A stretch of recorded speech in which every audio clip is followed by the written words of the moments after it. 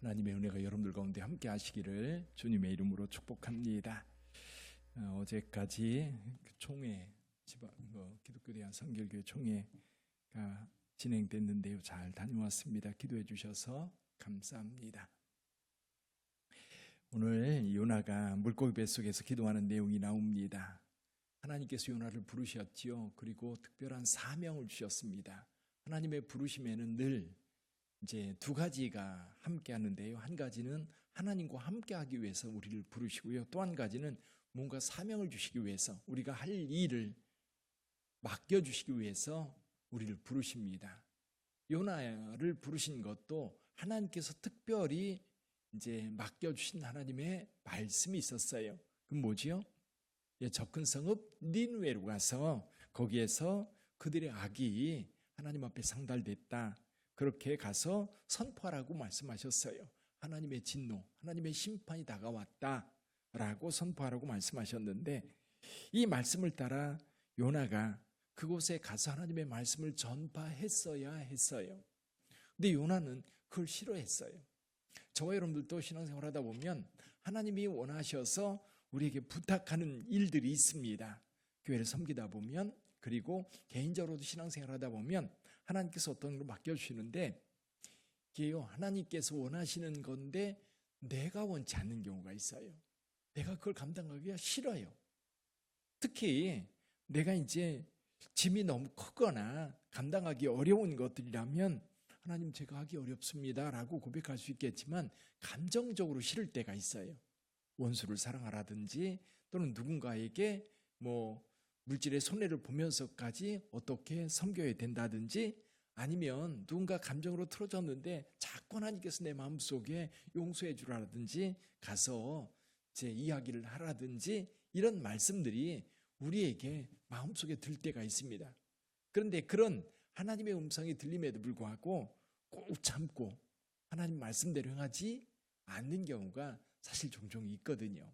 근데 요나는 이 아수르의 수도였던 니느웨 거기 가서 하나님의 심판을 선언하기 싫은 겁니다. 하나님께서 그들의 죄악이 하나님 앞에 상달됐다면 하나님께서 행동하시면 돼요. 그렇죠? 소돔과 고모라를 멸하셨던 것처럼 그들에게 회개를 촉구할 것이 아니라 그냥 하나님의 진노를 쏟아부으면 될 거다. 이게 아마 요나의 생각이었을 거예요. 굳이 가서 하나님께서 진노하신다. 하나님께서 이 땅을 멸하실 거다. 그렇게 얘기할 거 없지 않나. 그렇죠? 망할 거면 그대로 두면 되는 겁니다. 근데 하나님께서 하나님의 말씀을 선포하는 이유는 회개의 기회를 주시기 위함이거든요. 그걸 아는 요나는 싫어서 하나님을 비하여 어디로 가요? 배를 타고 다시스로 가려 하다가 하나님께서 그 길을 막아서 결국 뱃사람들이 요나를 바다에 던졌습니다. 바다가 잔잔해졌어요. 그 뱃사람들은 살았습니다. 근데 요나는 바다 깊숙이 내려가서 이 물고기 뱃속에서 하나님 앞에 기도하는 내용, 오늘 본문의 말씀입니다. 자, 여기서 여러분들이 하나님께서 여러분들을 불러서 뭔가를 시키셨는데 우리가 불순종했어요. 그래서 어떤 어려움을 당했습니다. 근데 알고 있어요. 내가 왜 이런 어려움을 당하는지, 내가 불순종해서 하나님께서 이런 내 길을 막고 나로 하여금 돌이켜 회개하게 하기 위해서 이 일을 주셨다라고 하는 것이 내가 알 때 나는 어떻게 기도할까? 제가 이제 이 말씀을 묵상하면서 그 생각이 들더라고요. 나는 어떻게 기도할까? 내가 하나님의 말씀에 불순종해서 내가 지금 어려움 중에 처했다고 한다면 그걸 내가 모르면 어쩔 수 없지만 내가 안다고 할 때 이건 내가 불순종해서 그렇구나. 그렇게 알면 어떻게 기도할 것 같으세요? 일단 하나님 잘못했습니다. 그렇죠? 하나님 잘못했습니다. 그리고 하나님 앞에 회개하면서 하나님의 말씀 그대로 순종하겠습니다. 첫 번째는 회개, 두 번째는 순종일 거예요. 그렇죠? 이게 전제돼야 될 겁니다. 근데 사실 요나의 기도 속에는 그런 전제는 없어요. 회개도 없고 그리고 하나님의 말씀에 대한 순종도 없습니다. 근데 이 요나의 기도를 통해서 우리가 신앙적인 아주 중요한 몇 가지 이제 단서들이 있어요. 이 기도를 통해서 요나가 뭐를 지금 기도하고 있는지 첫째는요, 요나는 하나님을 깊이 생각하면서 하나님의 뜻을 구합니다. 근데 첫 번째로 우리가 이 말씀을 통해서 배워야 될 것이 뭐냐면, 요나는 어떤 상황에서도 하나님을 바라봐요. 지금 불순종해서 고난을 당하고 있습니다. 물고기 뱃속에 들어가서 지금 살아있어요. 살아있음을 느낄 때에, 그때에도 요나는 다른 거 바라보는 게 아니라 오직 하나님만 바라봅니다. 한번 볼까요? 그 말씀 가운데 4절 말씀을 한번 읽어보죠. 4절 같이 읽어봅니다. 내가 말하기를 내가 주의 목전에서 쫓겨났을지라도 다시 주의 성전을 바라보겠다 하였나이다. 아멘. 이게 무슨 얘기입니까? 내가 말하기를 내가 주의 목전에서 쫓겨났을지라도. 예를 들면 이런 겁니다. 어린아이가 말을 안 들었어요. 엄마가 혼냈어요. 야단을 쳤어요. 그 엄마가 무서워서 아빠한테 가거나 밖에 나가거나 그래야 될 텐데, 이 아이가 막 울면서 그래도 엄마한테 달려들어요. 그럼 어떻게 해요? 엄마가 꼭 끌어 안아주는 거예요. 우리 하나님께서 우리를 징계하거나 때로는 우리 하나님께서 우리에게 어려움을, 우리 회개의 기회를 주시기 위해서 우리 길에 어떤 장애를 두셨을 때에 우리가 그것을 깨닫는다면, 여러분 즉각 하나님을 다시 바라보면서 하나님 앞에 무릎 꿇어야 됩니다. 근데 많은 경우 저와 여러분들이 어려움을 겪으면 하나님이 안 보여요. 그래서 목회를 하다 보면 안타까운 것 가운데 하나가 이겁니다. 평소에는 신앙생활을 잘하던 분이 어려움을 당하니까 하나님 앞에 나와 기도하는 게 아니라 딴 데 가서 뭔가를 해결책을 찾으려고 막 쫓아다니는 그런 경우입니다. 하다 안 되니까 다시 주님 앞에 오는, 이게 처음부터 주님 앞에 무릎 꿇고 주님, 내가 어디로 가야 합니까? 내가 어떻게 해야 됩니까? 주님을 바라보면서 주께 묻는다면 주께서 그 길을 명확하게 제시해 줄 거예요. 저와 여러분들은, 여러분 우리가 당하는 어려움은 몇 가지 이유가 있죠. 하나는 이제 유혹에 빠져서 내가 죄악으로 인하여 어려움을 겪는 경우도 있고, 때로 하나님께서 우리를 연단하기 위해서, 믿음의 연단을 위해서 하나님이 주시는 경우도 있습니다. 또 하나는 우리가 연약함 때문에 당하는 경우도 있어요. 우리는 넘어지면 다칩니다. 그럼 넘어진다고 하는 것은 우리의 연약함 때문이거든요. 때로는 우리의 부족함 때문에 실수할 수 있어요. 때로는 하나님께서 우리를 연단해서 정금같이 나오게 하시려고 장애를 두시고 그거를 잘 훈련해서 우리의 믿음과 우리 영성을 키우려고 할 때도 있습니다. 어떤 것이든지 어려움을 겪으면 잘 안 보여요. 혼란스럽거든요. 초점이 맞춰지지 않습니다. 근데 저와 여러분들이 신앙생활하면서 분명하게 생각해야 될 것이 뭐냐면, 어떤 상황에서도 하나님을 바라볼 수 있어야 돼요. 주님을 바라보면 그 주님께서 우리에게 주시는 말씀이 있고 우리를 인도하시거든요. 근데 이제 자꾸만 다른 것들이 자꾸 어른거리고 그래요. 그래서 중요한 병, 무서운 병에 걸리면 어떻게 치료할까? 요즘에는 그래도 의술이 많이 발달하고 또 의식이 많이 깨어 있어서 병원을 찾습니다. 그런데 예를 들면 암이 있다. 그러면 이제 사람들이 알 거 아니에요. 사람들한테 이렇게 얘기하다 보면 그거에 이게 좋대, 저게 좋대. 그럼 자꾸만 그거 쫓아가다 보면 큰일 나는 거예요. 어디부터 가야 돼요? 병원부터 가서 분명하게 진단을 받고 치료를 받아야 돼요. 그런데 병원 가기 싫다고 사람들이 그 병에는 이게 좋대. 그럼 그거 쫓아가서 행하고, 또 저게 좋대. 그러면 그거 사서 먹어보고, 그러다 보면 늦는 경우가 의외로 많아요.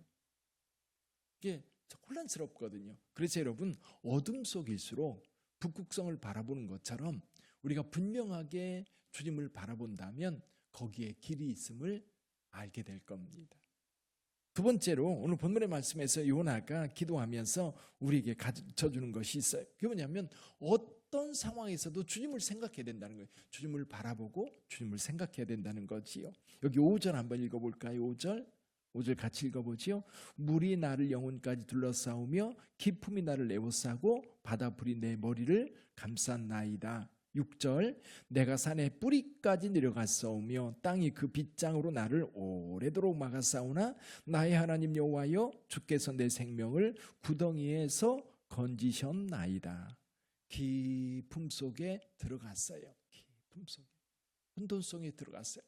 그것이 질병이든 그것이 일이 꼬여 있든 아니면 주변 사람들과의 갈등 때문이든 마음이 굉장히 힘들고 깊은 수렁에 빠진 것 같은 그런 때가 있거든요. 근데 그때에 7절 한번 읽어볼까요? 7절 같이 읽어보죠.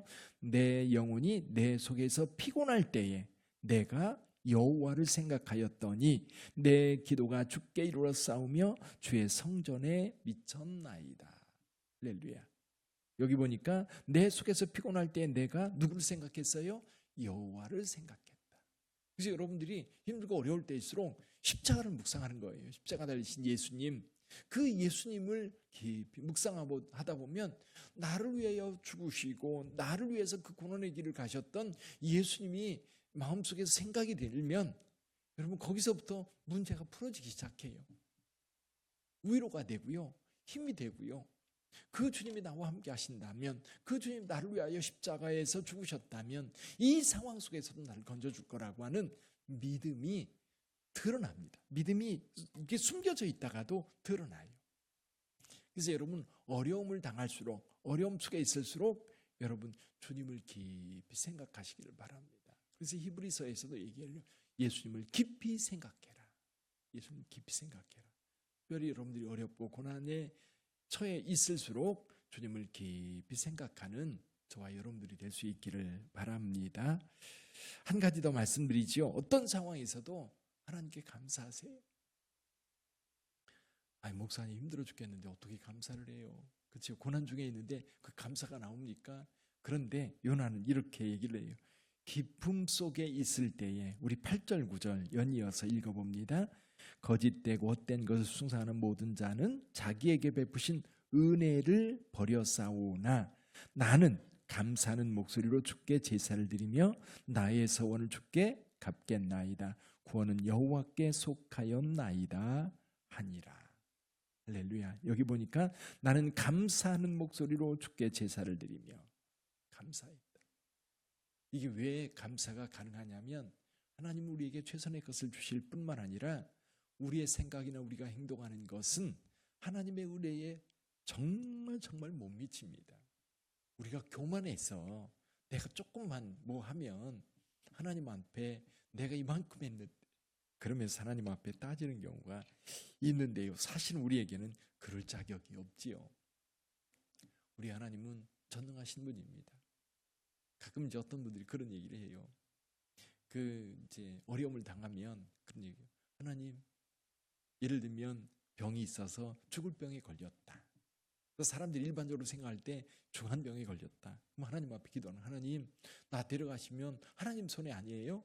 이렇게 따지는 기도를 했다는 얘기를 간증을 통해서 듣는 경우가 있어요. 사실은 하나님의 큰 나라 가운데 우리가 그 나라에서 할 수 있는 역할이 얼마나 되겠어요? 그렇죠?